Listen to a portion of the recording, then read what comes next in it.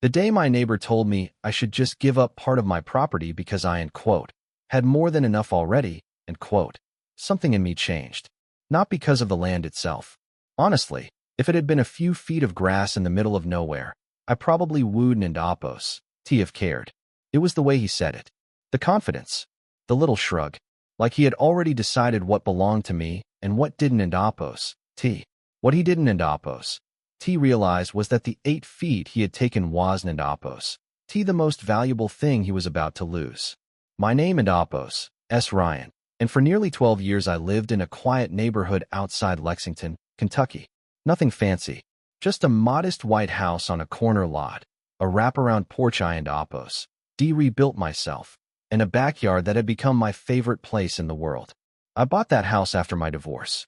Back then, I was starting over from scratch, trying to figure out what life looked like when all the plans you thought were permanent suddenly weren't. That backyard became my escape. I planted trees there, built a fire pit with my own hands, spent summer evenings sitting in an old Adirondack chair watching the sun disappear behind the maples. Maybe that's why what happened bothered me so much. It wasn't just dirt. It was 12 years of memories. For as long as I lived there, nobody had ever questioned where the property line was. There wasn't a fence separating my lot from the house behind me. There never needed to be. Everyone knew roughly where the boundaries sat, marked by a row of old maple trees that had probably been there longer than any of us. Then everything changed when the Henderson house sold. The new owners arrived in early spring. A couple in their early 30s, Ethan and Claire Mercer. At first they seemed normal enough. Friendly smiles, quick waves, the kind of people who looked like they belonged in a home renovation commercial. Within days, contractors started showing up. New roof, new windows, fresh paint, landscaping crews, delivery trucks. The place transformed almost overnight. I remember standing on my porch one afternoon drinking coffee while watching workers unload stacks of cedar fencing from a trailer. My next-door neighbor, Frank, walked over and leaned against the railing. Looks like they re-spending some serious money over there, he said. I laughed. Good for them. Property values might finally go up, Frank grinned. Careful what you wish for, At the time, neither of us knew how right he was. The fence went up fast. Too fast. One morning there was nothing. The next evening an entire wall of fresh cedar stretched across the back of their property. At first I didn't think much of it. Then I looked again. Something felt off. You know how sometimes your brain notices a problem before you can explain it? That was exactly what happened. The fence seemed closer. Not dramatically, just enough to trigger that little voice in the back of my head. I ignored it for the rest of the day. The next morning I walked outside with a tape measure. I told myself I was probably overthinking things. 10 minutes later my stomach dropped. The distance from the western maple tree to the fence wasn't what it should have been. I measured again. Then a third time. Same result. I stood there staring at the cedar boards while a strange feeling settled into my chest. Because if my measurements were right, nearly 8 feet of my backyard was now sitting on the wrong side of that fence. I wish I could tell you I immediately got angry. I didn't. I actually spent most of that afternoon convincing myself there had to be an explanation. Maybe I remembered the boundary incorrectly. Maybe the old tree line wasn't where I thought it was. Maybe the contractor had access to information I didn't. By sunset I talked myself into giving them the benefit of the doubt. The following evening I walked over and knocked on their front door. Ethan answered. He was holding a beer and looked annoyed before I even opened my mouth. Hey, I said. Sorry to bother you. I think there might be an issue with the fence location, His expression hardened immediately. What kind of issue? I measured from the old property markers, and it looks like the fence might be inside my lot, For a second, he just stared at me. Then he chuckled. Not a friendly chuckle. The kind that tells you somebody thinks they already smarter than you. Our contractor followed the survey, Oh, good, I replied. Could I take a look at it? That smile disappeared. I have it. End quote. Could you get a copy? End quote. He took a sip from his beer. End quote. The contractor knew what he was doing. End quote. Something about the way he answered made my stomach tighten. Because suddenly this wasn't Appos. T sounding like a misunderstanding anymore. And standing there on his front porch, looking at that brand new fence behind him, I got the uncomfortable feeling that this conversation was only the beginning of a much bigger problem. I left their porch feeling strangely calm, almost like I was stepping into a plan I hadn't fully written yet, but somehow trusted would work out. That night, I couldn't sleep, going over every detail in my head, replaying Ethan's tone, the way Claire had peeked nervously from the window and quickly disappeared, pretending not to be watching. I knew one thing for certain. 8 feet of my land was no longer just a line on a map. It was now a barrier, a wall, a statement that they thought they could get away with bending reality in their favor. So the next morning I called a surveyor, one of the best in the county, an older guy named Bill who had a reputation for being meticulous and having zero patience for nonsense. 2 days later, Bill shows up with a measuring wheel, tape measures, and an entire toolkit that looked more like he was about to map a national park than a backyard. He spent 3 solid hours walking every corner, double-checking each angle, muttering numbers under his breath, occasionally shaking his head, and placing bright orange flags with surgical precision. When he was done, I walked around slowly, feeling each flag like a confirmation of something I already suspected but needed to see with my own eyes. Every single flag sat 8 feet inside the Mercer's fancy new fence. 8 feet. My backyard, trapped inside what had become someone else's perfect renovation. I took photos, layered measurements, highlighted the distances, and sent a polite, professional email to Ethan and Claire. I figured a picture speaks 1,000 words, especially when one of those words is legal property line. A week passed. No response. Not a word. I knocked again, this time with more resolve. Ethan answered, looked down at the orange flags fluttering faintly in the morning breeze, and said, moving the fence would cost thousands.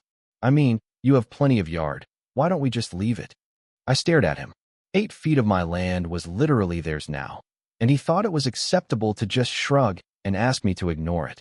You're seriously asking me to give you part of my property, I said, my voice calm but low, the kind of calm that hides a storm underneath. He shrugged, this time without a smile, and muttered something about minor errors, contractor mistakes, and then shut the door. That was it. That one closed door felt heavier than the entire fence. I went home and didn't sleep again. But instead of anger, I felt clarity. I realized I had the law on my side.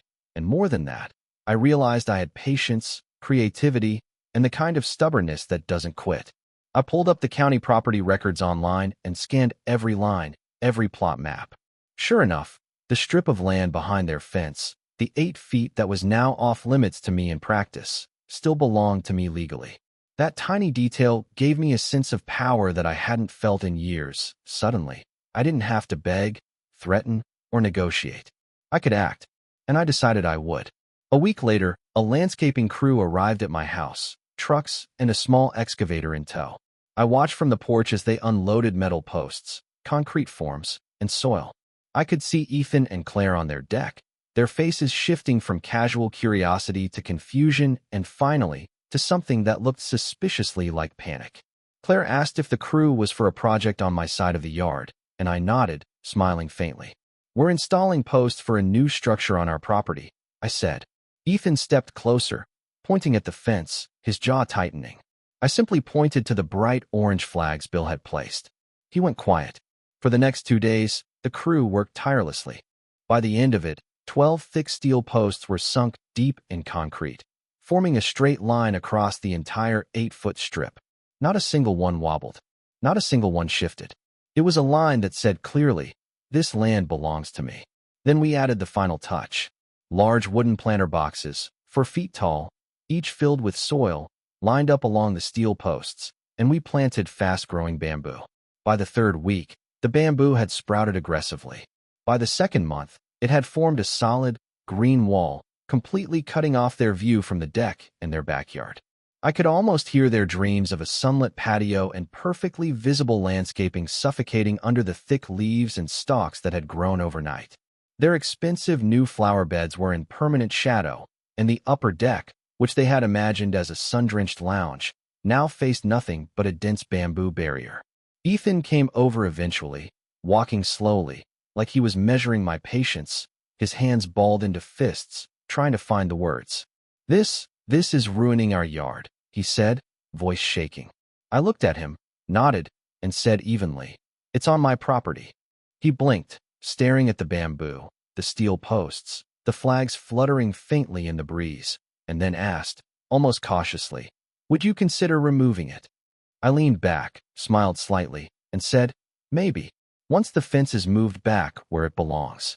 There was a pause, long enough for both of us to realize exactly who held the cards. He nodded, tight-lipped, and walked back toward his house. From that moment, the dynamic shifted. I wasn't just defending what was mine anymore. I was teaching a subtle, permanent lesson. The bamboo wall became a living scoreboard. Every stalk, every leaf, a reminder that boundaries, both legal and personal, are not suggestions. They were mine. And while I didn't enjoy the schadenfreude entirely, I couldn't deny the satisfaction that came from watching Ethan and Claire calculate every step they took, realizing that they had underestimated both me and the consequences of thinking they could quietly rewrite the lines of ownership. It was slow, methodical, and deeply gratifying, a quiet revenge that had no shouting, no vandalism, just the undeniable clarity of truth enforced physically, legally, and naturally. For the next few weeks, the neighborhood became unexpectedly interested in bamboo. I couldn't and Oppos. T walked to my mailbox without somebody casually bringing it up. Frank would stop by every few days, glance over the fence line, and shake his head. End quote. You know, end quote. He and Oppos. D say, try not to laugh, end quote. I and Oppos. V lived here 20 years and this might be the most expensive argument over 8 feet of grass I and Oppos. V ever seen, end quote. The funny thing was, it wasn't Oppos. T really about the grass anymore. At least not for me. It was about something bigger. Because once someone convinces themselves they and Oppos, re-entitled to what belongs to somebody else, they usually don and Oppos. T stopped there. I and Oppos. VE seen that mentality before. At work. In relationships. Even within families. People test boundaries. And when nobody pushes back, they start believing those boundaries never existed. The bamboo kept growing. By late summer, it had become exactly what the landscaper promised it would be. A wall. Dense. Tall. Unavoidable. When sunlight moved across the neighborhood during the afternoon, you could literally see where the shadow from the bamboo swallowed sections of the Mercers and Oppos backyard. The deck that had looked so impressive during their renovation now faced a solid curtain of green. Sometimes I and Oppos catch Ethan standing out there staring at it. Not angry. Not yelling. Just staring. Like he was trying to figure out where things had gone wrong. The answer was simple.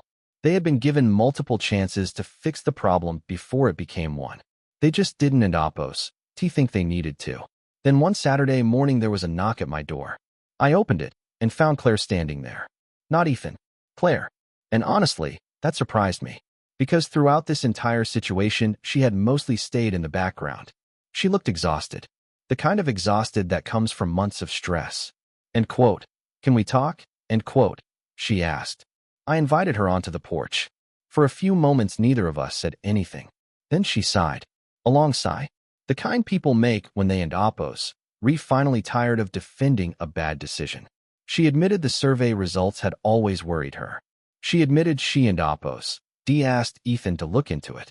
And she admitted that after spending so much money on renovations, he became obsessed with avoiding any additional expenses. Even if he knew he was wrong. That part stuck with me. Because suddenly the story became a little less black and white. Not completely, but enough.